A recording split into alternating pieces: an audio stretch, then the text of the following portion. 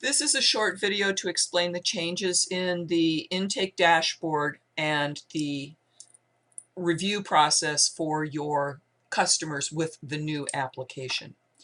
On the intake dashboard, you see a number of items that are very similar as before. We still have orientation information, we still have application information.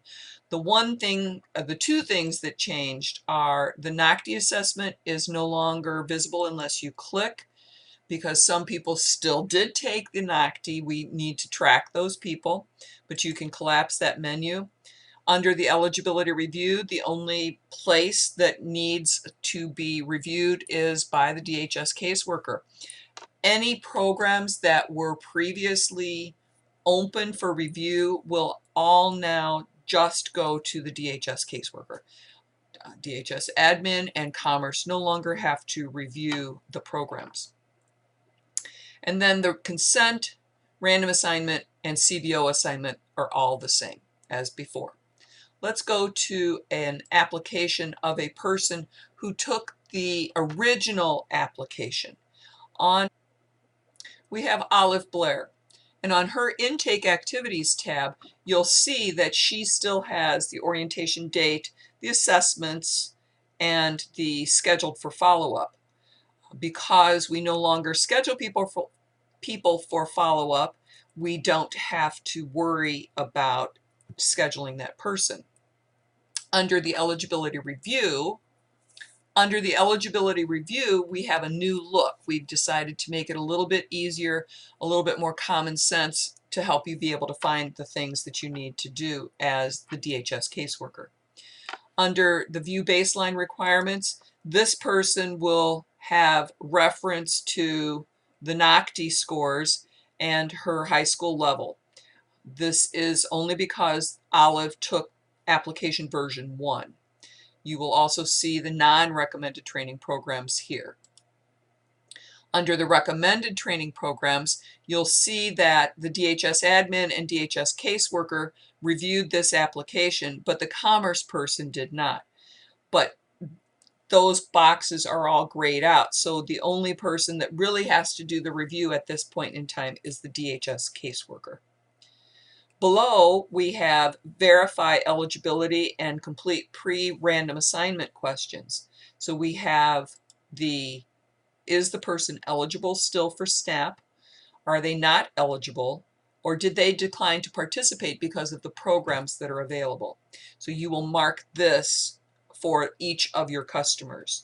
Then, based on their requirements or their education, you will determine what model they need to be. Are they adult education with an ESL? Are they accelerating the opportunity for academic prep system? Or are they ready to go to occupational skills training?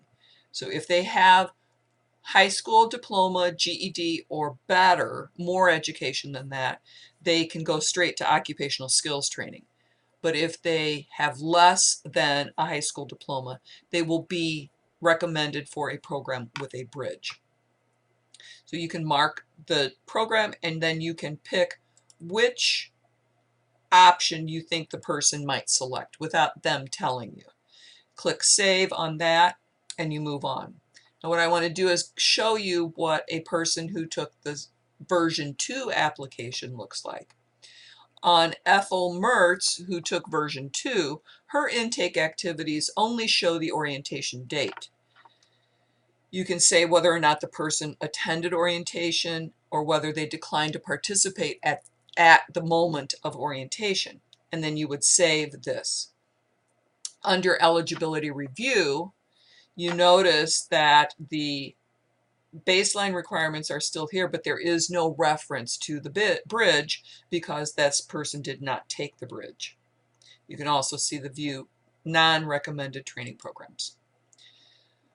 Under the recommended training programs, you see that only the DHS caseworker column is still available. You can still click on the name and get the program information. So if I want to approve that person, a program has been recommended. You still need to determine whether or not the person is SNAP eligible, what model you feel they should take. Ethel had a high school diploma or a GED, so I'm going to send her straight to short-term occupational skills training. And I'm going to pick National Able Network for her that I think she's going to participate in. The programs that are likely to participate should coordinate with the programs that are available, but they may not. Now that that is done, you would take them to EPIS. You can see if the person is going to select a program where they are not supposed to be on the sexual offender registry, you will be asked to check familywatchdog.us to see if they are or are not on the sexual offender registry. Once you have completed the EPIS process, the assignment process becomes exactly the same. So thanks for watching. If you have any questions, you can always go to the partner resources